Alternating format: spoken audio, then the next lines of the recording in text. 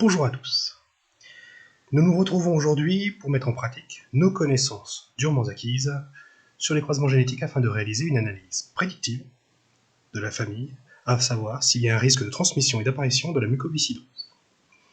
Tout d'abord, un petit rappel sur la mucoviscidose que nous avons déjà étudié une première fois l'année dernière. Cette maladie touche l'ensemble des organes où il y a la présence d'un mucus. On va prendre quelques exemples: l'estomac, le pancréas, le poumon, les organes génitaux. Pour plus de simplicité de notre propos, nous allons utiliser l'exemple des poumons. Il s'agit d'une maladie du mucus qui est trop épais et qui conduit à des problèmes d'élimination. Dans les poumons, le mucus est une protection qui emprisonne les bactéries, les virus, les polluants, et que s'il n'est pas régulièrement, éliminé, alors les infections se développent, et en plus de ces infections, il peut y avoir des gènes respiratoires. Ce mucus épais est dû à un problème d'apport qui se fait grâce à la sortie d'ions chlore et d'ions sodium par la protéine canal CFTR.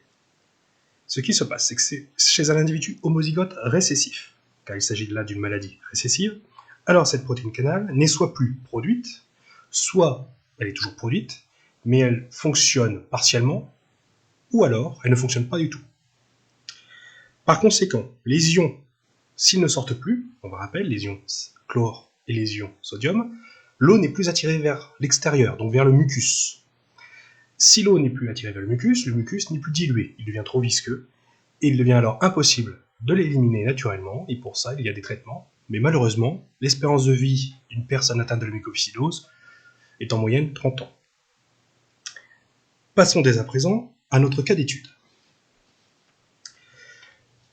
Nous allons réaliser une étude sur une famille, enfin sur deux familles techniquement, dont les deux enfants vont vouloir avoir à leur tour un enfant. Donc, ce qui se passe, c'est que nous avons la famille A, la famille B, et l'enfant à naître, le fœtus. On veut savoir si il sera atteint de la mucoviscidose, s'il sera porteur sain, ou alors le mieux, c'est est-ce qu'il sera homozygote dominant, c'est-à-dire qu'il ne possédera que les allèles sains. Pour ce faire, nous avons à notre disposition l'ensemble des séquences des membres des deux familles qui va nous permettre de déterminer les génotypes des différents individus et de retracer les transmissions héréditaires des gènes en utilisant l'une des lois d'un célèbre moine du XIXe siècle, Gregor Mendel, c'est-à-dire que nous allons utiliser la deuxième loi. Il s'agit de la loi de la ségrégation des allèles, plus connue sous l'expression « la moitié de mon patrimoine génétique vient de ma mère, l'autre moitié vient de mon père ». Et oui, vous avez utilisé cette loi sans même vous en rendre compte, et ce depuis des années. Donc, petite animation. Donc, le spermatozoïde apporte une chromatide du chromosome 7, l'ovule apporte une autre chromatide du chromosome 7, après fécondation, on obtient 2 chromatides, et après réplication, on obtiendra 2 chromosomes 7 au complet. Pourquoi je parle des chromosomes 7? Parce que c'est sur ce chromosome 7 que se trouve le gène CFTR.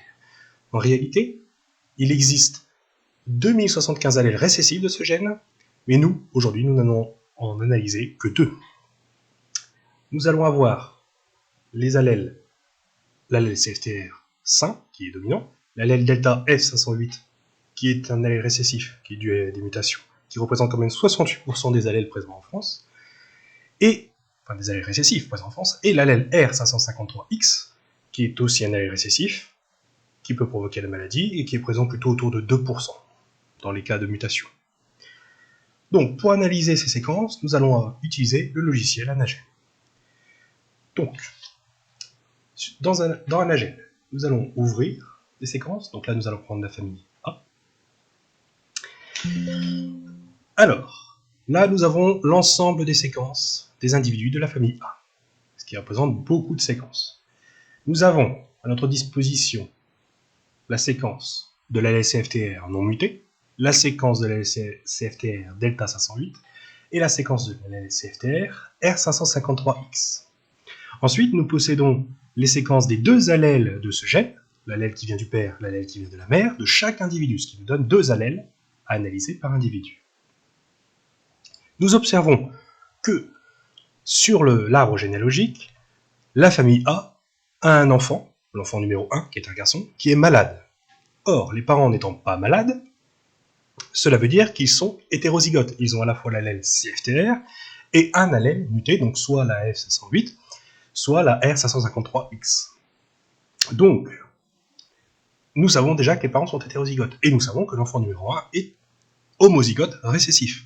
Reste à savoir si les enfants 2, 3 et 4 sont hétérozygotes, puisqu'ils ne sont pas malades, ou alors homozygotes dominants. Commençons par ces enfants. Donc, nous allons sélectionner l'allèle CFTR. Ensuite, nous allons sélectionner la fille numéro 1, les deux allèles, fille numéro 2, les deux allèles, fille numéro 3, les deux allèles, et fils numéro 4, les deux allèles.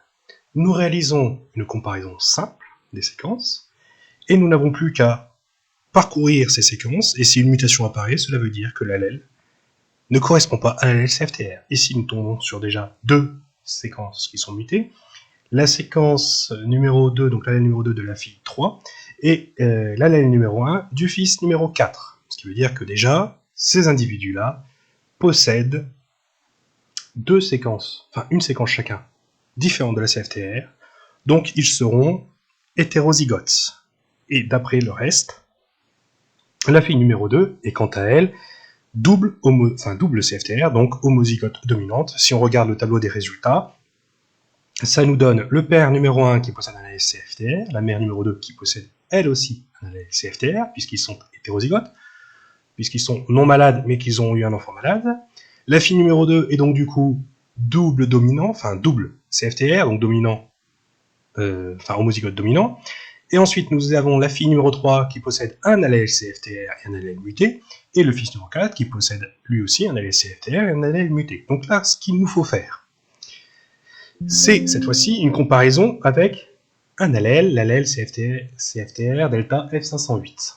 Donc nous prenons le père, les deux allèles, la mère, les deux allèles, puisqu'il nous faut savoir quel allèle muté ils ont, puisque nous savons qu'ils sont hétérozygotes. Nous allons prendre le fils, numéro 1, et nous allons prendre la fille 1, la fille 2, nous n'en avons pas besoin, puisque nous savons qu'elle est homozygote dominant, et nous allons prendre la fille 3, et le fils numéro 4, nous prenons les deux allèles, même si techniquement un seul allèle suffirait, puisque nous avons déjà comparé avec la séquence CFTR. On réalise une comparaison simple, et alors, on y va. Donc, tout d'abord, si un allèle ne correspond pas, si nous avons une séquence qui est mutée, cela veut dire que ce n'est pas la delta F508, mais nous savons déjà que les parents possèdent l'allèle, on va dire un allèle CFTR. Donc, si nous observons deux séquences mutées chez les parents, alors il s'agira de la séquence CFTR et de la séquence R553X, ce qui nous évitera de faire une comparaison avec la R553X.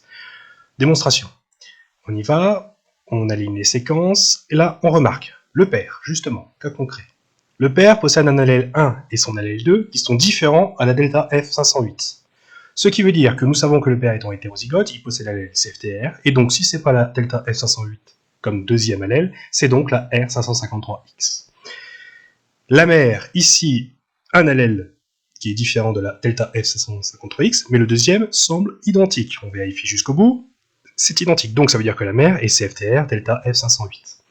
Ensuite, pour les enfants, le fils numéro 1, du coup, c'est logique qu'il ait la F508, puisque d'après la seconde loi de Mendel, un allèle vient de la mère, un allèle vient du père. Donc le père étant R553X, il va forcément avoir un allèle muté par rapport à la delta F508, mais il va avoir aussi un allèle qui a la même séquence génétique que la F508. Ensuite, la fille numéro 3 possède quant à elle, alors ici l'allèle numéro 1 qui est différent puisque nous savons que c'est l'allèle CFTR, et ici, par contre, pour son allèle numéro 2, c'est identique à la F508. Pour le fils numéro 4, même principe, pour son deuxième allèle, c'est la CFTR, ça on le sait déjà. Et par contre, pour l'allèle numéro 1, c'est la F508 aussi. Donc, si on affiche le tableau des résultats, ça nous donne le père CFTR R553X, la mère CFTR delta F508, le fils numéro 1 qui est homozygote récessif possède la R553X, la delta F508, la fille 2 qui elle, est homozygote dominante, donc CFTR, et la fille numéro 3 qui donc du coup est CFTR venant de son père, et delta F508 venant de sa mère, puisque d'après la seconde loi de Mendel, on sait qui vient du père, quel allèle vient du père, quel allèle vient de la mère. Même principe, c'est exactement le même génotype, concernant cette mutation-là. Pour le fils numéro 4, il est CFTR, delta F508. Donc ici, dans la famille, si on résume, on a les deux parents qui sont hétérozygotes, le fils numéro 1 qui est homozygote récessif malade, la fille numéro 2 qui est homozygote dominant, et fille numéro 3 et fils numéro 4 qui sont des hétérozygotes comme leurs parents. On fait le même principe d'analyse avec la famille B, ce qui nous donne le résultat suivant sous forme de tableau. La mère numéro 3, du coup, qui est CFTR R553X, le père numéro 4 qui est CFTR delta F508, et la fille numéro 5, qui est, elle, homozygote dominant, CFTR. Pour le fœtus, deux possibilités. Première chose, si on affiche le tableau, le fils numéro 4 qui va devenir le père du fœtus, et la fille numéro 5 qui, elle, va devenir la mère du fœtus, on connaît déjà leur génotype. Le fils numéro 4 est CFTR delta F508, il est hétérozygote. La mère, quant à elle, est homozygote dominant, CFTR. Donc déjà, on peut déjà dire aux familles que le fœtus, ou que même tous les enfants de ce couple, ne seront pas malades. N'oublions pas qu'il s'agit d'une maladie récessive, donc il nous faut deux allèles récessifs. Donc, le fœtus sera soit hétérozygote, comme le père, soit homozygote, comme la mère. Par chance, nous possédons la séquence génétique des deux allèles du fœtus, ce qui nous donne comme résultat CFTR delta F508. Il s'agit donc d'un enfant, garçon ou fille, on saura ça plus tard, qui est hétérozygote, et qui, à son tour, devra faire attention lors de sa reproduction, d'accord, et faire par exemple un test génétique avec sa femme ou son mari, selon le sexe de l'enfant, pour pouvoir savoir s'il y a un risque potentiel d'avoir un enfant atteint de la mucoviscidose, ou alors s'il y aura juste soit des homozygotes dominants, soit des hétérozygotes. Voilà comment on fait une analyse prédictive. Je vous remercie, et on se dit à la prochaine.